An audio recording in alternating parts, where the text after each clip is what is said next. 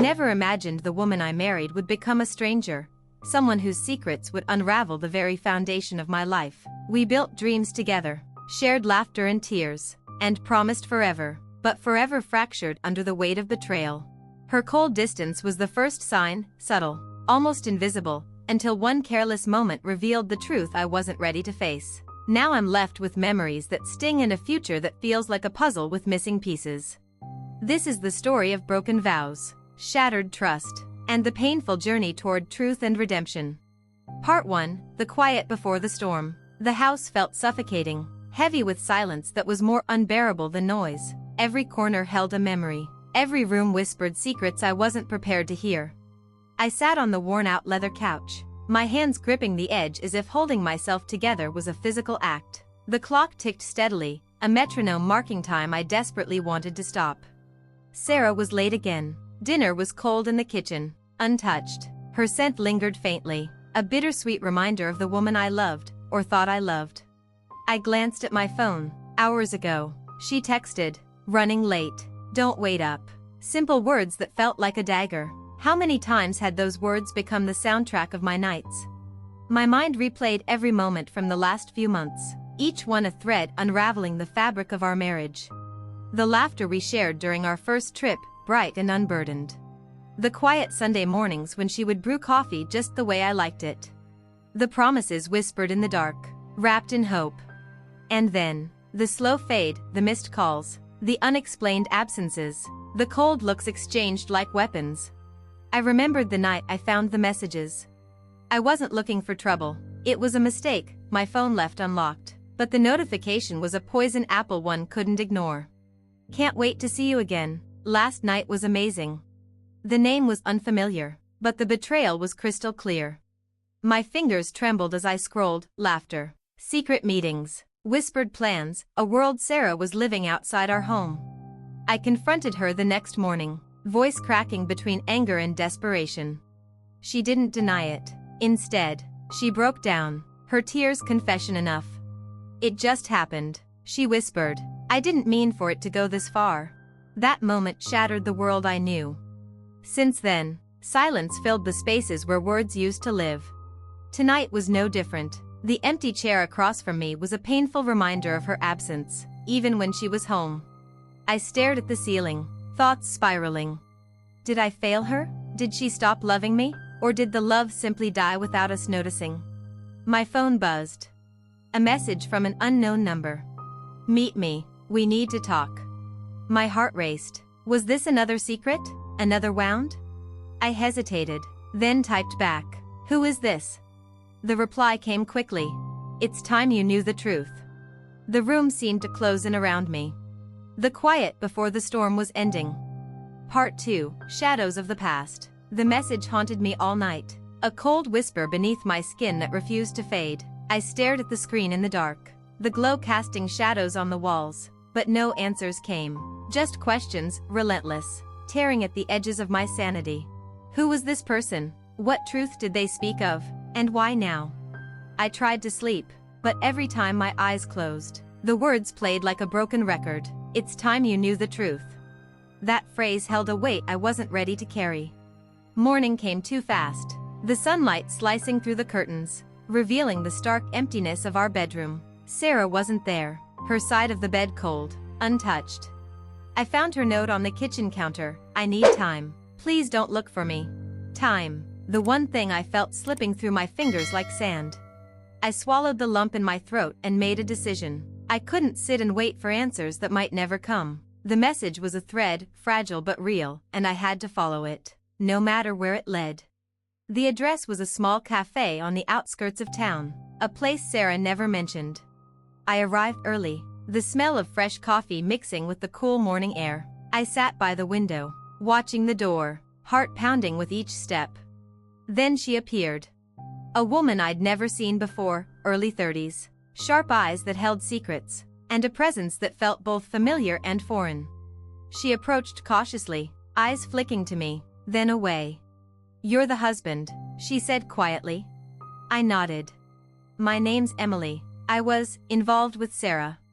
The words hit like a punch to the gut. "I don't know everything," she said quickly, But I know things you deserve to hear, things Sarah won't tell you. I wanted to ask why tell me? But before I could, she reached into her bag and pulled out a small envelope. Everything's here, she said. Texts, photos, names. I kept it all because I wasn't sure if you should know. My hands shook as I took the envelope. Why now? I whispered. Emily's eyes softened. Because you need the truth, not the lies you've been fed, because you deserve to know who she really is. The cafe buzzed around us, but inside my world went quiet. For years, I thought I knew my wife. But maybe I was just a man living in a carefully constructed illusion. I opened the envelope slowly, each paper a piece of a puzzle I wasn't sure I wanted to complete.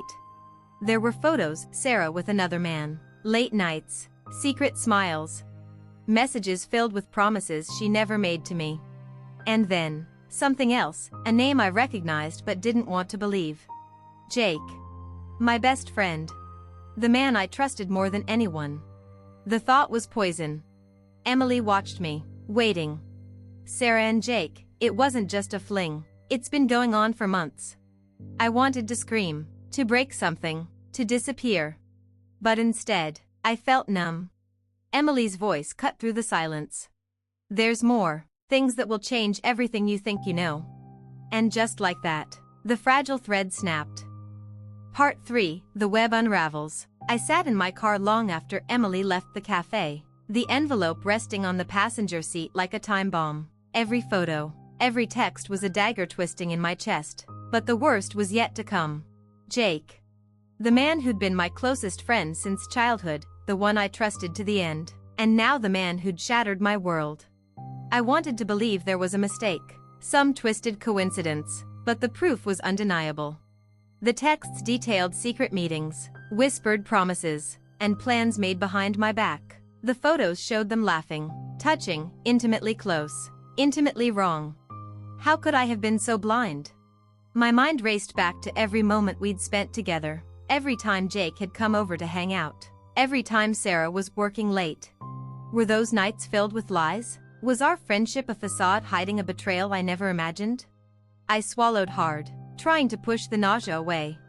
I had to confront Jake, demand answers. But before I could even dial his number, my phone buzzed. A message from Sarah. I'm sorry, I need to explain. Please don't hate me. Hate, the word burned in me, but beneath the anger, a flicker of hope. Maybe she'd tell me everything, maybe there was a reason, maybe it wasn't what I feared. I called her back immediately. The line crackled before her voice came through, fragile and trembling. Mark. I never meant for this to happen, it just did. Her confession was a torrent, a mix of loneliness, mistakes, and a longing for something she couldn't name. She spoke of Jake, how it began as a mistake, how it spiraled out of control, how she felt trapped. I listened, heartbreaking with each word. And yet, somewhere deep inside, I knew this wasn't just about Sarah. It was about all of us, the lies we told, the secrets we kept, the pain we buried. The conversation ended with no promises, only a painful silence filled with things unsaid. That night, I couldn't sleep. My mind replayed her words, Jake's betrayal, and the fragile thread of trust we'd once shared. I realized this wasn't just about infidelity. It was about truth, and whether I could find it in the wreckage. The next morning, I called Jake. He answered on the first ring. Mark. I'm sorry, he said before I could speak. The apology was raw, heavy with guilt. He explained how it had started, a moment of weakness, a secret neither of them knew how to stop. I never wanted to hurt you, he said, voice cracking, but I did, and I don't expect forgiveness. I stared at the phone, the weight of his words crushing me. Forgiveness. Could I find it? Should I? Or was this the end of everything I thought was real? The web of lies was unraveling fast. And I was caught in the center. Part 4, Fractured Foundations. The weight of Jake's confession pressed down on me like a crushing wave. His voice, heavy with regret, echoed in my mind long after the call ended. I sat alone in my apartment, the walls closing in as memories flooded back, every laugh, every handshake, every promise made between us now tainted by betrayal. How do you rebuild a foundation when every brick feels like a lie? I thought of Sarah, the woman I had pledged my life to, the mother of our child. Her words replayed relentlessly. I never meant for this to happen. But intentions didn't erase actions. They didn't undo the nights she spent with Jake, nor the secrecy that shattered our trust. The hardest part was the silence between us now. She had left the apartment, leaving a note that read simply, "I need time to figure out who I am." I ran my hands through my hair, desperate for clarity in the storm. I wasn't sure if I was angry, heartbroken, or simply lost. Friends and family offered advice, but no words could fill the void. In the days that followed, I found myself obsessively revisiting every detail of our life, searching for clues I missed, signs that something was wrong. At work, I was distracted. My performance slipped. Every text, every glance at my phone made my stomach churn. The irony wasn't lost on me. I had spent years trusting the people closest to me, only to be blindsided by their deceit. One night, unable to sleep, I walked the city streets, the cool night air a stark contrast to the heat inside me. I stopped at the park where Sarah and I used to sit, dreaming of the future. I remembered her smile, her laughter, the way she looked at me with hope. Was that woman still inside her, buried beneath the lies? Could we salvage what was broken, or had the fracture run too deep? As dawn broke, I made a decision, not for Sarah, not for Jake, but for myself. I needed answers, I needed truth. And I needed to decide whether the love I had was enough to forgive, or whether it was time to let go. I called Sarah, my voice steady but aching. "We need to talk," I said. Her voice on the other end was quiet, almost relieved. "Tomorrow, at the cafe where we first met." The next day arrived heavy with tension and possibility. Sitting across from her, I searched her eyes, the windows to a soul I once knew. The conversation was raw, pain and regret spilling like a flood. She told me things she'd kept hidden, fears, doubts, loneliness. I listened, the pieces falling into place. But there was no easy fix. No magic words to erase months of betrayal. Only the choice, to fight or to walk away. And in that moment, I realized something: love isn't always enough. Part 5, Crossroads of the Heart. The cafe where Sarah and I agreed to meet was quieter than usual. The usual morning crowd replaced by a gentle hush. I arrived early, my mind a whirlpool of emotions: hope, fear, anger, and a desperate need for closure. When she walked in, I barely recognized her. The bright spark in her eyes was dulled, shadowed by guilt and pain. The woman sitting across from me felt miles away from the wife I once knew. And yet, beneath the surface, I still saw fragments of the person I loved. We sat in silence at first, the air thick with unspoken words. I reached out, placing my hand on hers, an attempt to bridge the chasm that had grown between us. "Why, Sarah?" I asked, my voice barely above a whisper. "Why did it have to come to this?" Her eyes welled with tears, and she squeezed my hand. "I don't have a good answer, Mark. It wasn't planned. It started with loneliness, confusion. I was lost." The confession was both a balm and a burn. I wanted to rage, to scream at the unfairness, but something inside me softened. Maybe it was the remnants of the love we shared, or the hope that healing was still possible. I kept pretending everything was fine. She continued, even when I knew it wasn't. "I was scared of losing you, scared of facing the truth." I swallowed the lump in my throat. "You did lose me, the person I was before this all happened." She nodded, tears spilling freely now. "I know, and I'm sorry. I want to make it right. I want to try. But trust, once broken, is a fragile thing." I looked at her, searching for the woman I married, but I also saw the stranger who betrayed me. "Sarah, I don't know if I can forgive you. Not yet, not without time. And honesty, real honesty." She reached into her bag and pulled out a small notebook. "I kept this for months, a journal. Every feeling, every regret, every moment I wished I could change." I took the notebook, flipping through pages filled with raw emotion, confessions of guilt, pain, and a desperate desire to heal. For the first time since the truth exploded into my life, I felt a flicker of hope. But the path ahead was uncertain. The next days were a whirlwind of emotions and difficult conversations. We talked about everything: the affair, our marriage, our fears and hopes. We agreed to seek counseling, to rebuild from the ruins.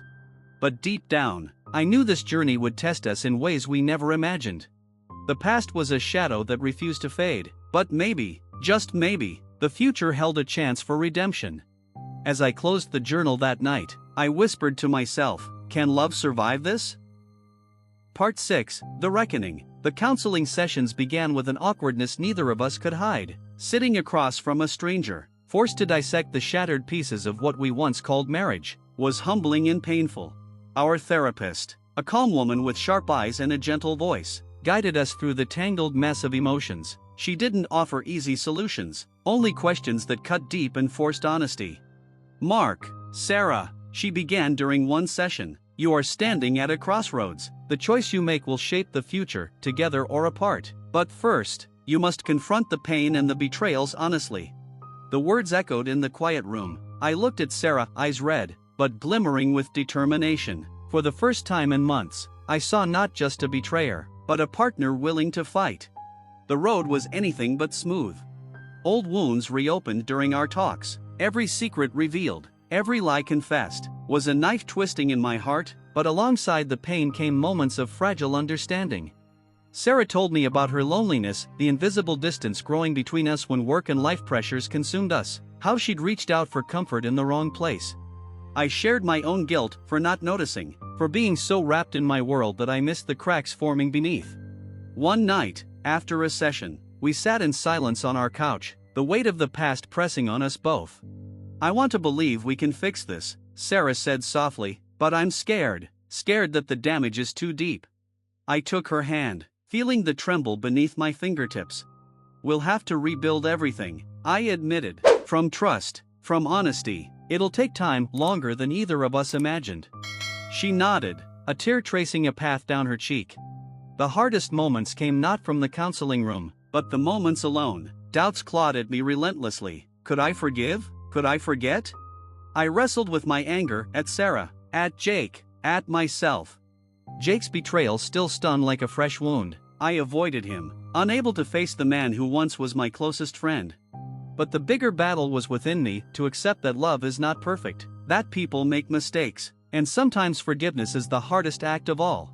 As weeks turned into months, we made small steps forward. Conversations grew less painful. Trust, though fragile, began to stretch. I realized something fundamental: love without truth is fragile, but truth without love is brutal. We had to find a balance, a way to heal without erasing the scars. One evening, Sarah surprised me with a letter, handwritten, raw and honest. She wrote of her regrets, her hopes, and her commitment to rebuild what we'd lost. Reading her words, I felt a flicker of something I thought dead: hope. But even as we moved forward, the past was a shadow that never fully disappeared. Rebuilding a marriage after betrayal was a journey through fire, painful, uncertain, but not impossible.